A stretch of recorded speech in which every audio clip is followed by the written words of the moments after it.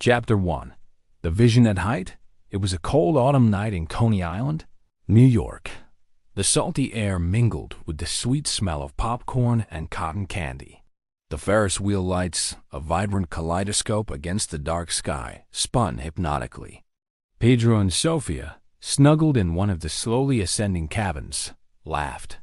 Suddenly, a wave of icy air and an indescribable premonition enveloped Pedro. The Ferris wheel lights flickered, distorted, and in a terrifying flash, he saw the gigantic mechanism twisting, metal screeching, cabins plummeting into an abyss of screams and silence. A glacial shiver ran down his spine. This wasn't imagination. Pedro blinked, the horrifying glimpse disappearing as quickly as it came, replaced by the sparkling lights and the cheerful hum of the amusement park. The warmth of Sophia's hand in his palm was comforting, but not enough to dissipate the chill he still felt in his soul. The premonition wasn't a simple waking nightmare. It was visceral.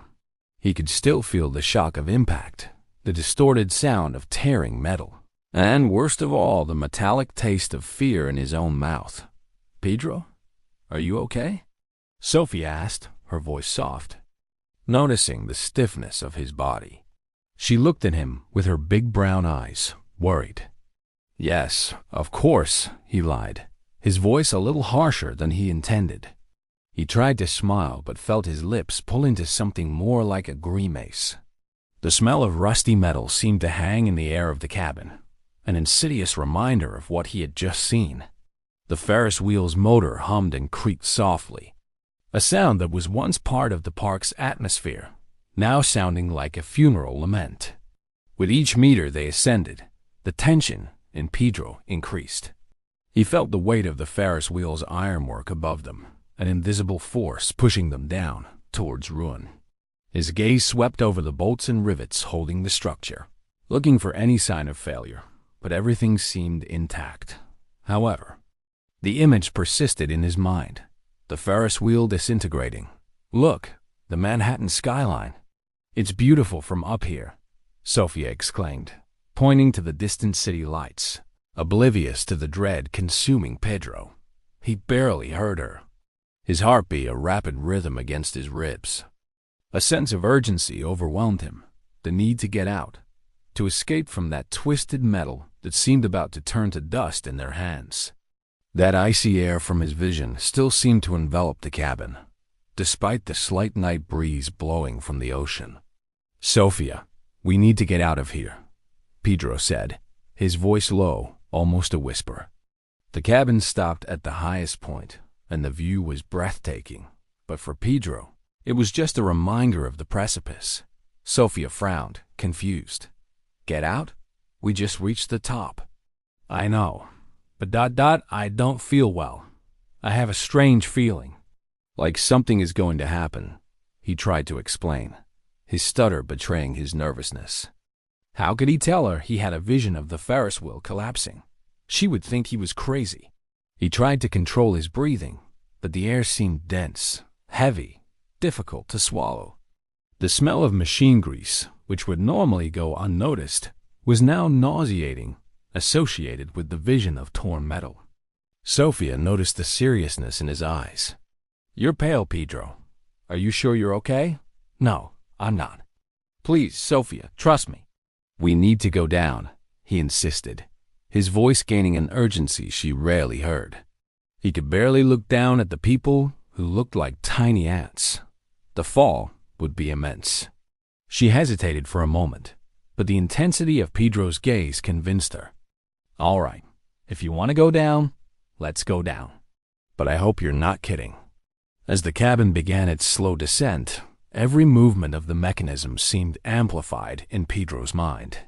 Every creak, every squeak was a premonition.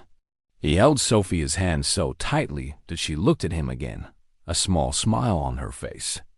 "Are you afraid of heights now, Pedro?" She joked lightly, trying to ease the tension. He forced a smile, unable to answer. He just wanted to touch the ground, to feel the solidity of the earth beneath his feet. When they finally reached the platform, Pedro practically dragged Sophia out of the attraction. ignoring the curious gaze of the operator. He felt the firm ground under his sneakers, an immense relief, almost painful in its intensity. The fresh night air of Coney Island invigorated him a little, but the sense of danger still hung over him like a shadow. "Pedro, what's your problem?" "You scared me," Sophia protested, laughing now that they were on solid ground. "Sorry. I just thought I'd had a bad feeling." "Really?" he said, gesturing towards the Ferris wheel. "I feel like if we had stayed there, something terrible would have happened." She rolled her eyes but no longer seemed upset. "You and your premonitions. Sometimes you're so dramatic." She pulled him into a hug. "But I'm happy to be off the Ferris wheel with you anyway." As they walked away from the Ferris wheel, a slight breeze carried the sweet scent of cotton candy. Pedro looked back. The Ferris wheel continued to spin, imposing and harmless, as if nothing had happened. But he knew. He felt it. He had just cheated death, or so he thought. Death, he would discover, was cunning, patient, and disliked having its plans thwarted. And it had already marked them. Pedro's relief at having escaped the Ferris wheel was palpable. He and Sophia walked along the Coney Island boardwalk under the neon glow of the attractions. The park's noise, which once seemed oppressive, was now an almost welcome background sound. They bought hot dogs from one of the carts, the smell of fried onions and warm bread mingling in the cool late afternoon air. The salty taste of mustard and ketchup was a welcome contrast to that metallic taste that still lingered in his mouth. As Pedro paid, he felt a small object under the sole of his sneaker. Curious, he bent down, expecting to find a game token or a piece of gum. Instead, his fingers touched a crumpled, colorful piece of paper. It was a lottery ticket. A shiver, different from the cold of fear, ran through his body. He unfolded it. The printed numbers were aligned in a perfect sequence. It was a winning ticket, and not a small prize. The indicated amount was $500,000. His heart pounded, this time with excitement. The feeling of terror from the Ferris wheel was almost forgotten in the face of euphoria. $500,000. It was a fortune. That amount would change everything. He could help his parents, pay for college, maybe even buy a new car. "Sophia, look at this," he exclaimed, showing her the ticket, his hands trembling slightly. Sophia's eyes widened. "Wow, Pedro, that's unbelievable. How did you find it?" "It was on the ground, right here, near the hot dog cart," he replied, with a smile that stretched from ear to ear. Luck finally seemed to be on their side. The gloomy premonition of the Ferris wheel seemed like just a distant memory, a fleeting delusion. "We need to go claim this immediately," Sophia said, excited. "Where do we do that?" Pedro checked the back of the ticket. "It says to go to a prize claim center. The nearest one is downtown, in Manhattan. It's a bit far, but it's worth it." The euphoria was contagious. They hailed a taxi, their conversation lively, planning what they would do with the money. The smell of leather seats and the muffled noise of New York traffic were just a backdrop to their excitement. The driver, a quiet man with a baseball cap, seemed oblivious to his passengers' joy. However, as the taxi moved through the city, Pedro began to feel an unsettling familiarity. The same cold air he felt in the Ferris wheel cabin seemed to seep through the taxi's cracks, despite the heater being on. The smell of fuel and pollution, once just part of the urban scenery, now seemed to have a denser, almost suffocating tone. He looked out the window, the city lights blurring into a haze. An indistinct shadow, something that seemed to float between the tall buildings, seemed to follow the taxi. It was a subtle but persistent feeling, like a whisper in his ear, a warning he couldn't decipher. Death, in its cunning, did not give up. Its plans were intricate, its paths tortuous. The winning ticket was not a blessing, but a new shortcut, a path paved to the end. Suddenly, the taxi braked sharply, throwing them forward. The driver swore. Pedro felt a tremor run through the car. He looked ahead. A speeding car, coming in the opposite direction, had invaded their lane, its lights dazzling, an uncontrolled blur. The deafening sound of tires screeching on the asphalt and the taxi's desperate horn filled the air. The smell of burning rubber was strong and nauseating. "Look out!" Sophia screamed, her face pale. Pedro felt a cold panic spread through his body. It couldn't be. He had just escaped one disaster, only to fall into another? He closed his eyes for an instant, the scene of the Ferris wheel collapsing in his mind, now replaced by the imminent shock of twisted metal. That shortcut to fortune was, in fact, a shortcut to death.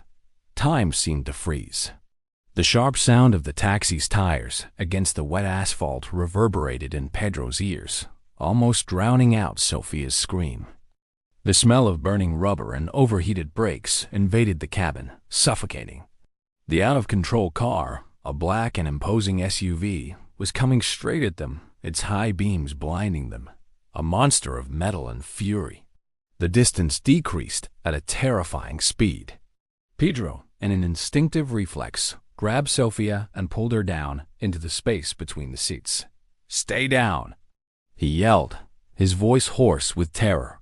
He felt the cold floor of the taxi against his face, the smell of old carpet mixed with the dread emanating from himself.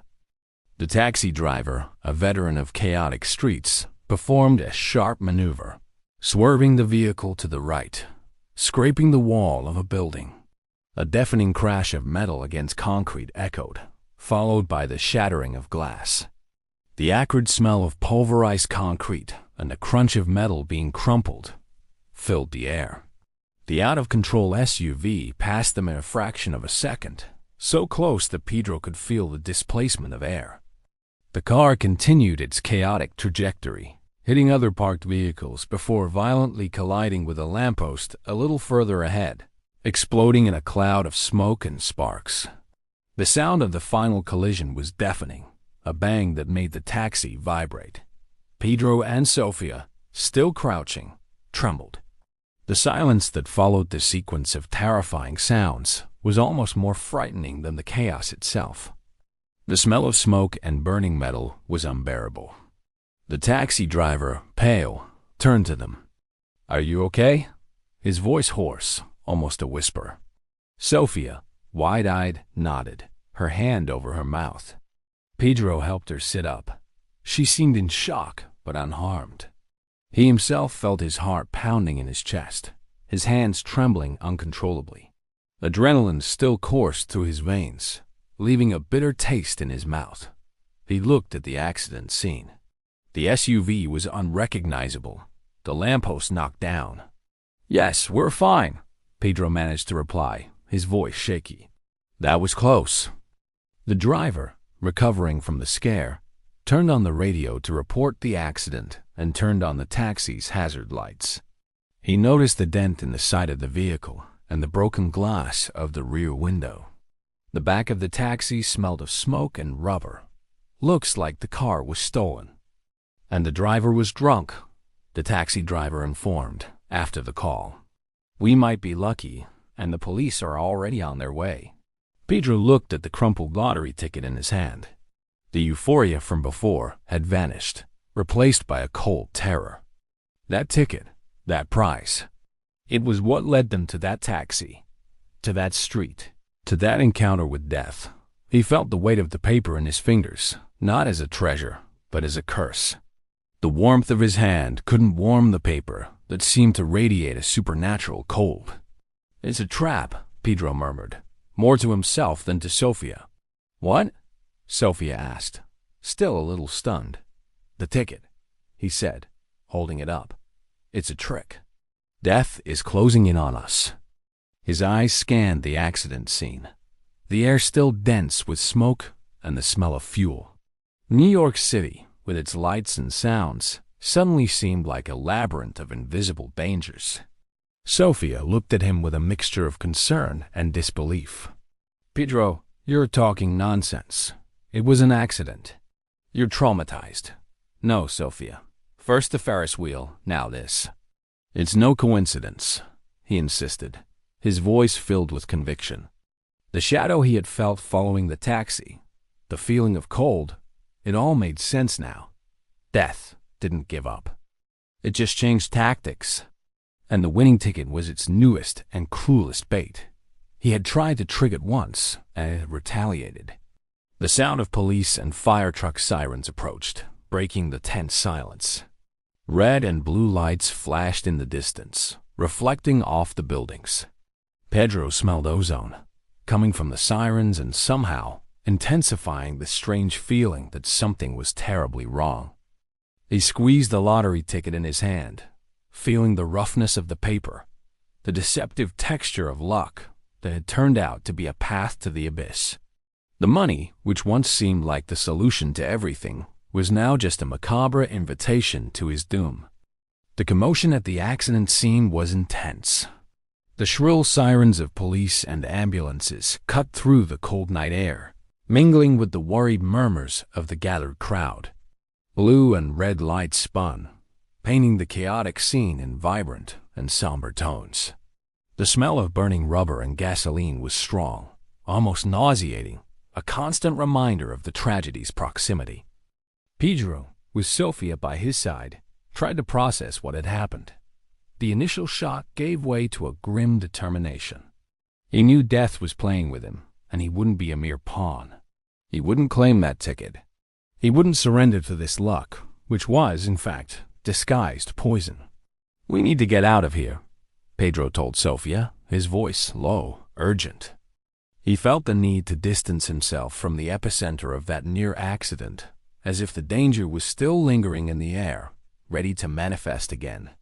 "But the police will want to talk to us," Sophia argued, a little dazed. "It doesn't matter. I don't want this money. I don't want anything that connects me to this," Pedro insisted, shaking the lottery ticket. He tore it into small pieces and let them fall to the ground, where they were carried away by the cold city wind. He felt a momentary relief, as if he had rid himself of an invisible but heavy burden. The act of tearing the ticket released a smell of wet paper and ink, a smell that for him, from now on, would be the smell of bad luck. They slipped through the crowd, away from the curious glances of paramedics and police. The damaged taxi was still there, a silent testament to the averted danger. They walked briskly through the side streets of New York, the traffic noise gradually diminishing as they moved away from the main thoroughfare. The biting autumn night wind whipped at them, but Pedro didn't feel the cold.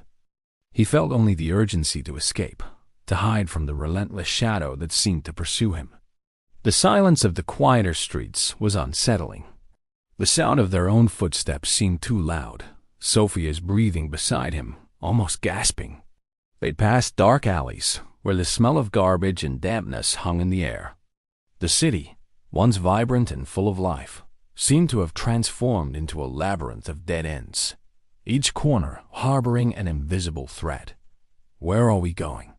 Sophia asked, her voice a little tired. "Away, where death can't find us," Pedro replied, looking over his shoulder. He knew it was a fantasy, a vain hope. Death wasn't a place. It was a destiny. But the idea of fleeing gave him a sense of control, however illusory. He felt the air grow heavier, almost dense, as if the very atmosphere was charged with a grim expectation. They kept walking for a long time, their feet aching. Exhaustion began to set in. The lights of the buildings dimmed, replaced by the sparse illumination of streetlights. The smell of the city, once a mixture of life and activity, was now just a remnant of pollution and dampness. When they reached a small, deserted park, Pedro felt the need to stop and breathe. The air in the park was cleaner, with the smell of wet earth and fallen leaves, a pleasant contrast to the urban environment. However, even there, the sense of danger did not abandon him. The bare trees rose like skeletons against the night sky, and the shadows seemed to dance, shaping into menacing forms. The rustling of dry leaves on the ground sounded like a whisper, an inaudible voice of warning. "Do you really think that death is after us?" Sophia asked, her voice a little more shaky. She was trying to be strong, but fear was beginning to show in her eyes. I don't know what to think, Sophia, but I feel like none of this is a coincidence, Pedro replied, his voice tired. He looked at her tired and frightened face, and a different fear hit him. What if he was dragging her to his own end? He had convinced her to get off the Ferris wheel. He had avoided the taxi accident, but for how long could he keep cheating fate? With each detour, death seemed only to intensify its pursuit, like a hunter who, annoyed by the prey, increases his speed. The ground beneath his feet seemed to tremble, not for real, but with the reverberation of his own anxiety. The torrential rain did not stop, and the cold cut through their skin like blades. Pedro and Sophia, soaked and exhausted, continued their aimless walk through the less crowded streets of an industrial neighborhood in Queens, New York. The smell of rust, damp metal, and industrial effluents permeated the air, a heavy and depressing aroma.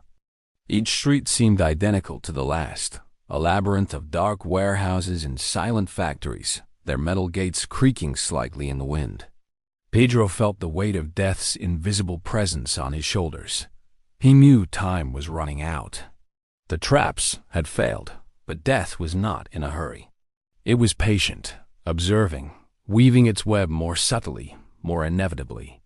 He could feel the cold of its breath on his neck, even with the icy rain falling on them. The sound of the rain was the only noise, which made the silence of the rest of the environment even more oppressive.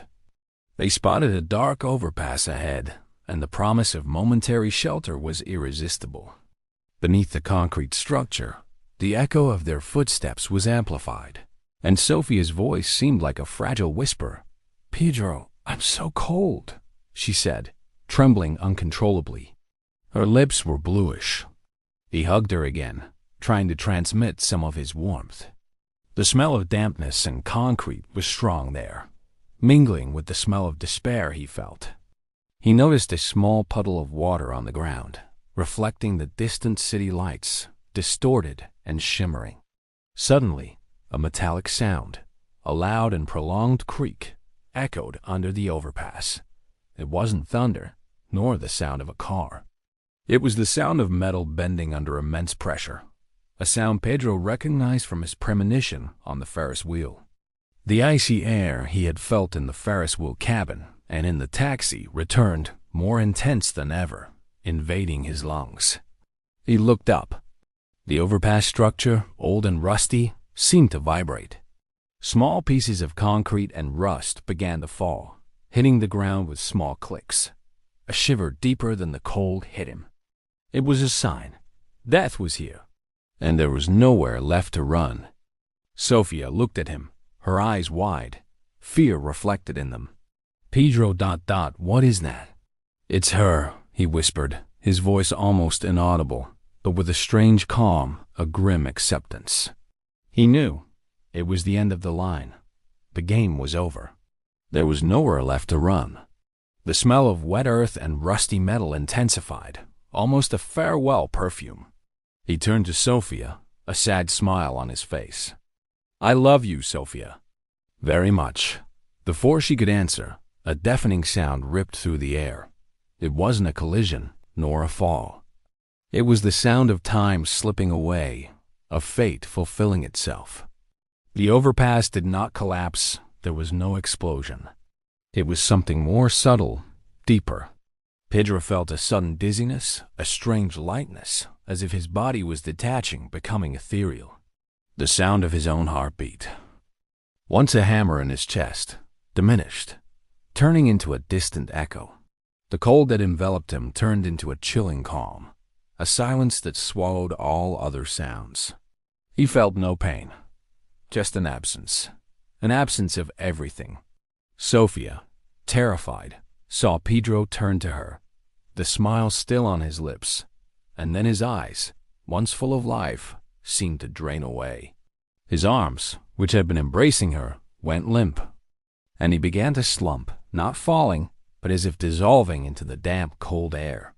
The sound of the rain on the overpass continued, But the world around Sophia suddenly became blurry, distant, like a dream.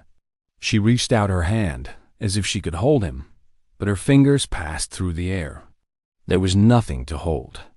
Only the empty space where he had been seconds before, and a faint smell of dew and wet earth that hadn't been there before. The echo of the metallic creak under the overpass finally dissipated, and the rain continued to fall, washing the streets, washing the memory. But in Coney Island, the Ferris wheel continued to spin, indifferent, its colorful lights dancing in the dark. And somewhere, perhaps, death smiled. After all, an inevitable destiny always finds its way. Does death always find a new way, no matter how much we try to escape? Don't miss the next video to discover the next story in the Whispers of Fate.